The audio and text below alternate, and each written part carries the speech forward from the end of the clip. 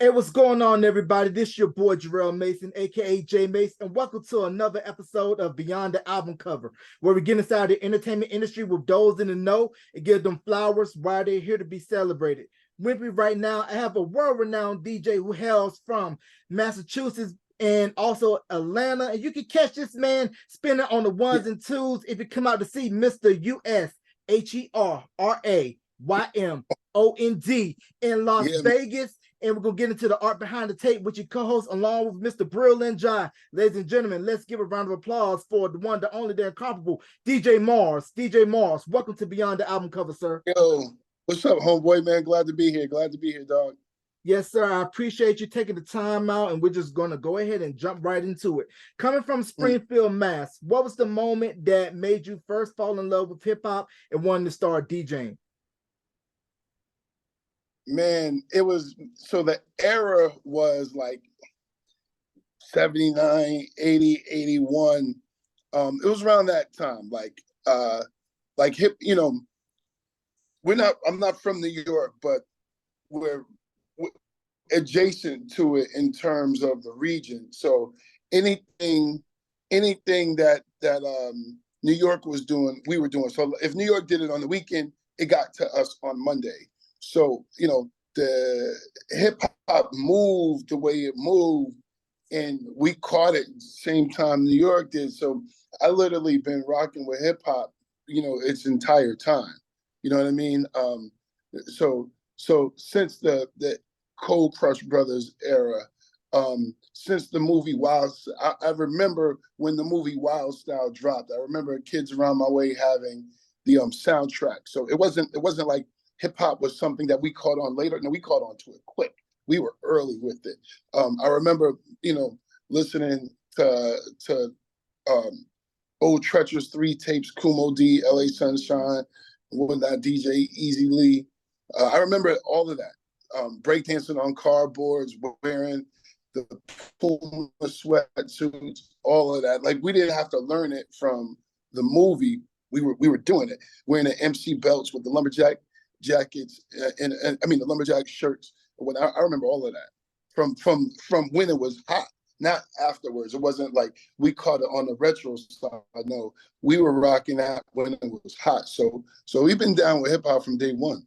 Yep, down from the source. And of course, this was pre-internet, people. So, once everything got further south, pretty much Virginia, North Carolina, on down, it was old hat to up north by the time it got down south. And once those mixtapes from New York or whatever part of the country came out, it was going for a heavy resale in the markets down south. Mm-hmm. Wow. See, I didn't know, because back then everything was kind of localized, so we didn't know that other regions weren't getting it at the same time we got it. We weren't even thinking like that. Like, it wasn't even a thought. You know what I mean? We weren't thinking, okay, we got it. Virginia didn't get it. We got it. DC didn't get it. We that wasn't a thought. We were just happy to be involved with it. Yeah, I definitely agree with that. And then, of course, down south, you got all of the HBCUs and people congregated from different parts of the country and bringing in their flavors and sounds of their regions with them. It's almost like you're trading sports cars that say, hey, let me hold this Kid Capri mix. Let me hold this SNS mix. Let me hold this Ron G mix. Let me hold whoever's hot on the West Coast mixtapes, and you all will trade and convene and meet at the minds to discuss the difference of the styles and origins of hip hop based on your region of the country. Yeah, what you just said is a very valid point. So I got to Clark Atlanta in 91, and a part of the formal education, the reason why I went to school, aside from that, the education that I learned about different cultures within the Black community, being at Clark. So you met somebody from DC, and so you met someone from DC, so you understood why they like go-go. You met somebody from Chicago, and you understood why they like the hip hop that they like. So, okay, at 91, hip hop is full blown. Yo MTV Raps, Rap City, is everywhere. Video Music Box. So you're seeing a Snoop Dogg video, right? But prior to moving to Atlanta for school, I didn't know someone from Los Angeles, but in college, I was able to meet them and learn and grow with them and understand why that person liked the music that he likes, because it was based around the culture in which he grew up in, around his way. So 91, me being in school in 91, hip hop is 11, 12 years old. It's not even, you know what I mean? Like well, hip hop started in 73, but in the hip hop that we know, it wasn't even that old then. Not in 91. You know what I mean? Relatively speaking, it wasn't that old. You commercially, hip hop started to spread throughout the country, spread it, let's say 81, 82. That's when it started to make its way out of New York. So that's only 10 years. You know what I mean? From that point. That's only 10 years. Some of the artists that we consider old school artists, like KRS Ones, Run DMC, the Eric B. and Rakim, their career only started 4 years prior to me going to college. So it was still relatively new. You know what I mean? Mm-hmm. Yeah. And you mentioned that you got down to Clark Atlanta down in 91, and this right around the time when LaFace was getting ready to explode with all the production with LA, Babyface, Bobby Brown had already set up shop down there with Yep. Boss Town Studios, which later Yep. became Stankonia, and then later on with Another Bad Creation, Kevin Wells and Jermaine Dupri, Chris Cross, Ian Burke, Escape, DJ Yep. Nabs. What was it like for you getting down there and just being at that point when Atlanta was really about to take the music scene by storm with everything that I was mentioning? So being inside the bubble, you couldn't really see that. So my I knew who the people were, but I didn't know them. I don't think I met Nabs until after I graduated. You know, you knew who Jermaine was. I mean, you'd have to be blind not to know who Jermaine was at that time. But I didn't fathom that I would actually meet him.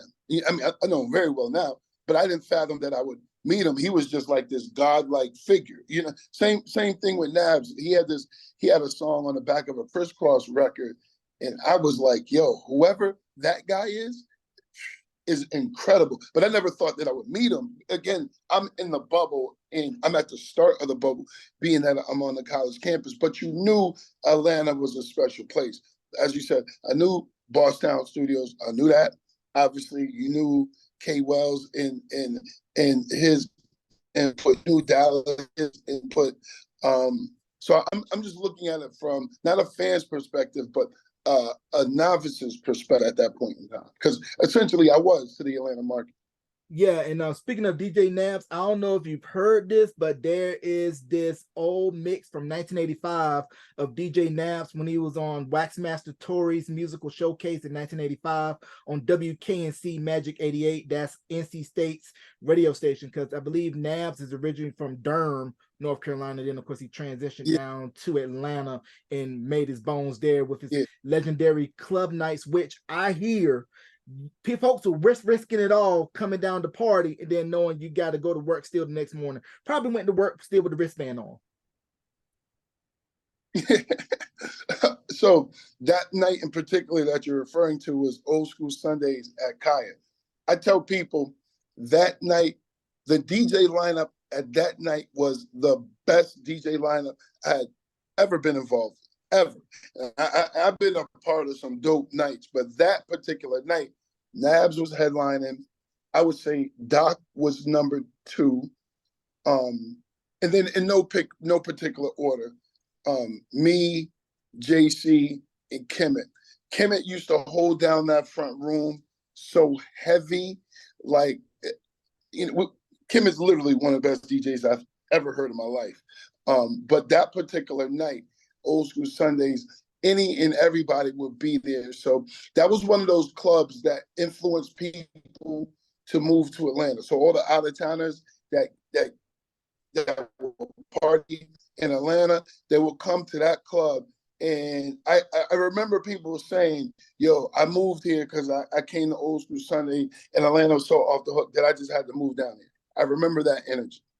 Yeah, and with the art behind the tape, how did that come about? You and Brill Enjoy talking about the history of mixtapes and going down your favorite mixtapes and the important people in front and behind the mixtape. Well, we just wanted to do a cool project that saluted the history of it, right? As you said, the history of mixtapes. So what we did was we just sitting around and said, yo, what can we do? All right, nobody's put out a book about mixtape culture. That's what we're gonna do. So he and I sat down, we plotted what the strategy was gonna be. We got down with Ty St. Louis, got down with Maurice Garland, and everybody put their piece into the puzzle. We knew we wanted to make a book that exemplified mixtape culture, but we wanted to do it.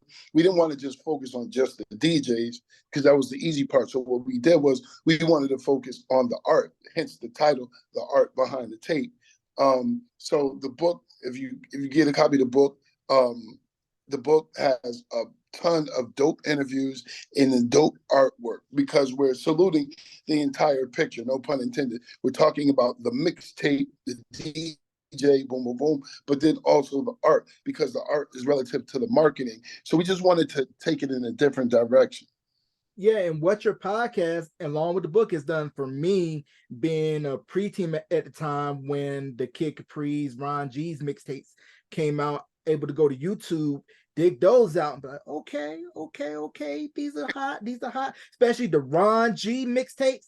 And you put me on G Bo the Pro and DJ Double R, their blends crazy, Yeah. especially that old school R&B mixtape when they mixed in the Shalimar for the Loving You into Janet Jackson, Let's Wait a While, and Frankie Beverly and Maze, Before I Let Go. I mean, it takes work to make sure those blends come out perfect and flawless. To me, listening to those blends and those mixes, almost equivalent to what Latin Rascals were doing with their mixes. Yeah, man. I mean, so you know, they weren't the only ones. They were just the ones that I liked, right? So you also had Grandmaster Vic, you had the Amazing DeWitt, you had my man DJ Hot Day from Queens, Dog Time.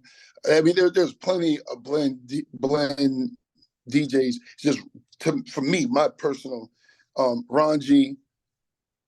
You don't get any higher than Ron G. And then G-Bo the Pro and Double R, like, so they took it to another level. They added production value to the tape. Ron would actually make remixes and then put acapellas on top of it. And so the whole production style from a music industry producer point of view, the whole production style of R&B artists singing over hip hop type beats came from that energy. Like Mary J's first album was basically a blend tape. First and second, maybe half of the third was basically a blend tape. Her singing over those hip hop beats, all of that was influenced heavily, extremely heavily by those tapes. Those tapes were that influential. So you know how they say Mary is the queen of hip hop soul? It's because of that. If those tapes didn't exist, if that energy didn't exist in the streets of New York, Mary's albums would sound different. I'm not saying we wouldn't have Mary J. Blige, because God knows we need her. Her music would have sounded different. It was heavily influenced by that. Yeah, that What's the 411 remix album, I Still Bang. And that was where you got to give credit to Puff and the staff at Uptown for being able to merge the street and the sweet and just being able to meshing it all together. And of course, Teddy and Marley Marl and everybody who had a hand with New Jack Swing and hip hop soul and just finding that merge. And I want to say this one guy who dope producer, dope songwriter, he's no longer here with us, never I felt got the credit that he was just due because people only saw him as part of Fat Boys. Prince Markie Dee. I mean, that Prince Markie Dee in the Soul Convention free album, bananas. The Love Daddy album, bananas. Him along with Chucky Thompson, incredible. So I give Puff the credit for understanding that energy on the streets, those mixtapes on the streets, need to be transferred over to records. Like he got that. He got that and he did it and he understood it better than most people.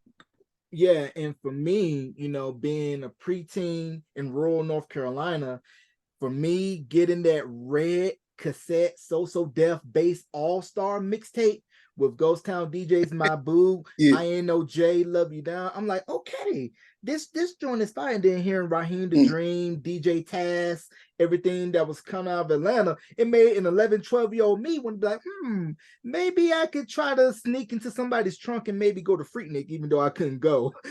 But it was just that Atlanta was just on fire at that point, and then set the stage for what was to later come with Outkast, Goody Mob, T.I., Ludacris, and the whole rap revolution that came out of Atlanta.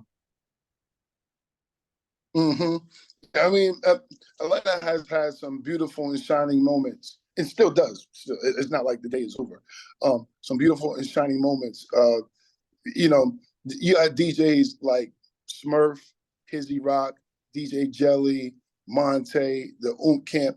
They kind of put that on, like the King Edward J style mixtapes, where they would play they would have basically Planet Rock is the underbeat, and then they'll have like a slow jam on top of it.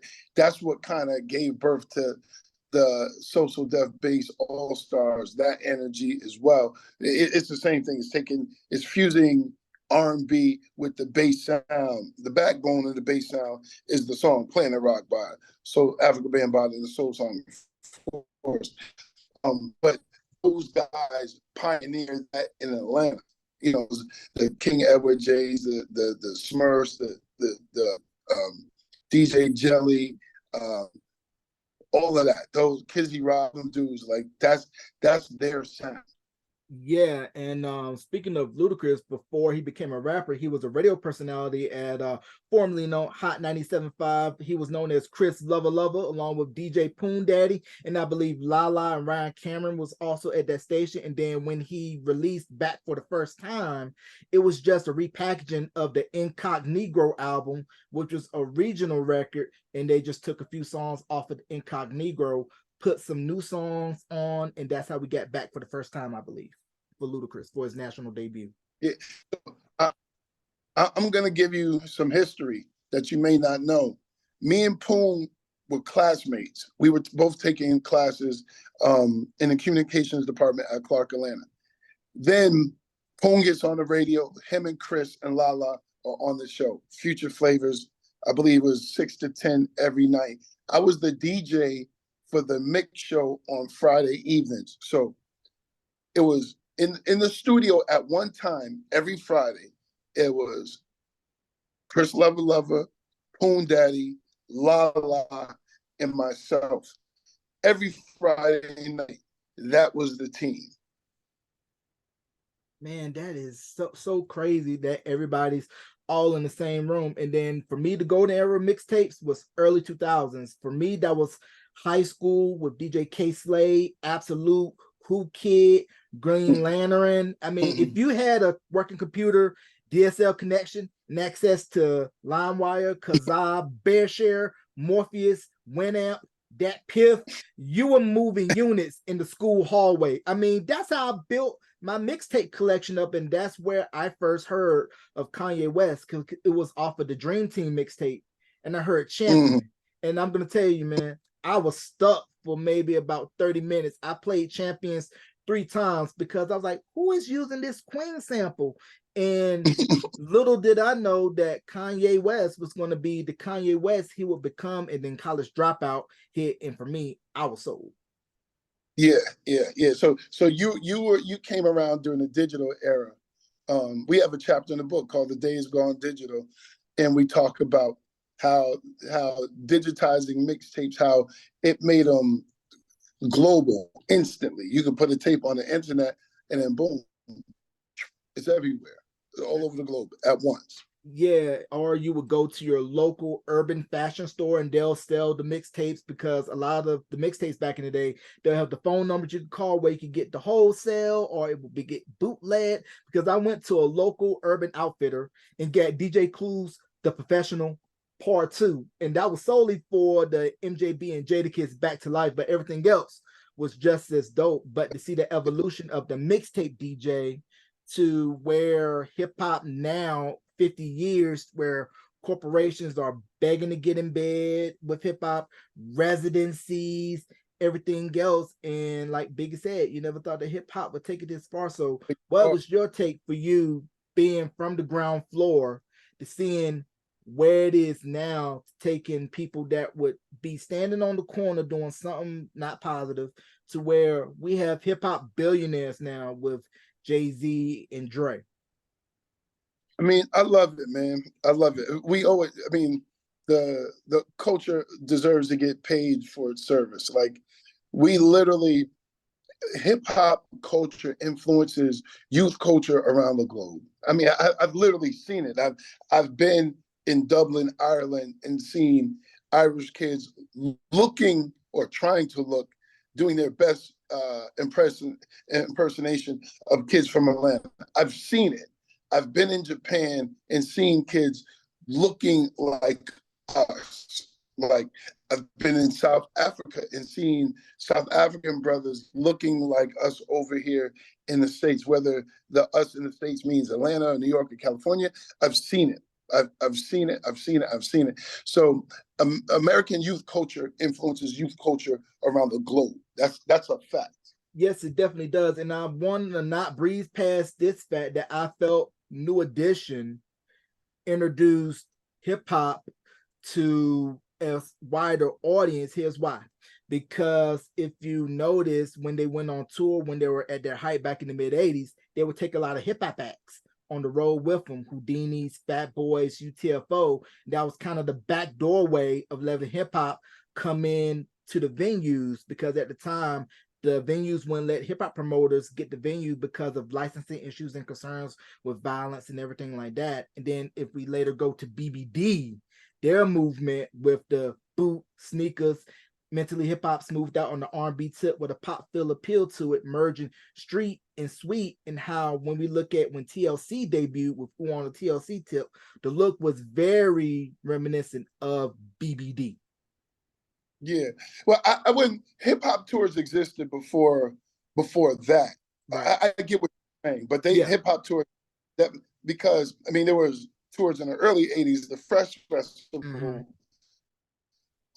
existed before New Edition. I mean Right. before BBD. Right. New Edition and the Fresh Festival, probably their birth date is close to the same time. Mhm. But I get what you're saying. I get what Yeah. you're saying. They What BBD did was help make it cross over to an R&B laced audience by Mhm. taking that hip hop energy. Hip hop had already been on tour. Right. All over the place. But there's some validity to what you're saying. I get what your point is. Yeah. Can't forget the Fresh Fest, of course, put together by Mr. Michael Malden, JD's dad, and future producer Chad. Dr. Seuss Elliott was a dancer on that tour, and one of the first big tours to get sponsored nationally. Sprite, Fat Boys had to deal with Swatch. And one more thing I want to get with you on before we wrap, since I know you're pressed for time. Tell us about the residency with Mr. Usher Raymond, because I know it's one of the hottest tickets in town, and you may never know who you're going to be there, who's going to be there. So get your tickets. So tell us about Usher's residency. It's so dope. Literally, Usher says this during the show. He says, "I brought Atlanta to Vegas," right? So if you look at Atlanta as the culture king of the United States, basically he took all of Atlanta's energy and placed it in Las Vegas and said, "Come see me," right? There's people. There was. I met some audience members yesterday from Brazil. The kid was celebrating his birthday all the way from Brazil in Vegas with Usher.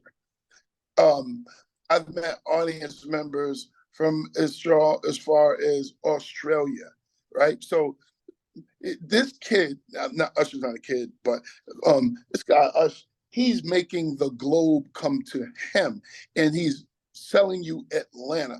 Like, that's huge. There, if you look at the list, the hierarchy of R&B, current R&B meaning artists that were born in the last 20 years, career-wise born, there's nobody higher. Like, comparatively speaking, and I know some people are gonna be like, "Man, you tripping." When you look at the list, Michael Jackson and Usher. Honestly. So obviously we know there's no topping Mike, right? But when you look at the list in terms of longevity, years in the game, records put out within that time span, 30 years, who else is topping us? No, there ain't no. I mean, you got, you know what I mean? Like, you got Mike, you got Prince, and then you have to throw that. You have to throw Usher in a conversation. It's like when you're talking basketball and you're talking GOATs, right? So you talk everyone. They compare the two or three: Michael Jordan, Kobe Bryant, and now LeBron. You you have to put Usher in that greatest of all time conversation. That the reason why you can't, why you'd be lying if you didn't, is the other two that someone may be like, oh, they're higher than him. They're no longer here. So Usher still has the capacity to make hit records because he's still here. You know what I mean? Like, Yeah. he got another 20 years in the tank, period. Yeah, I So mean, it's the residency. I mean to cut you off, my bad. The residency is an example in a celebration of his 30 years in the game. Musically, we take you from point A to point Z, and every letter in between. There's a song for every emotion. There's a record for every emotion. There's a moment for everybody. And the show is centered around Atlanta culture, respectfully. yeah, and I hope you guys dig into the archives and go with some album cuts off of the first album, because I'm a huge fan of that first album. I felt Whispers should have been a single off of that first album, and I felt people slept on that first album because it felt like the production and songwriting with the work with Puff didn't match, and then Usher didn't really hit his groove until he linked up with JD in My Way, and then that's where everything started to go boom. Yeah. What you're saying is right. You just explained it perfectly. That's right. Yeah, man. That's right. So another quick question. Who are some of the DJs that you like to listen to when you're not DJing? Who are some favorite up and comers? Up and comers. It's kind of hard because all the DJs that I listen to, they've been in it for a while. My man J Tech from Atlanta, Popo from Atlanta, dope. But they're younger, so I don't want to call them up and comers because they definitely have been putting in work. My man Supreme from Atlanta.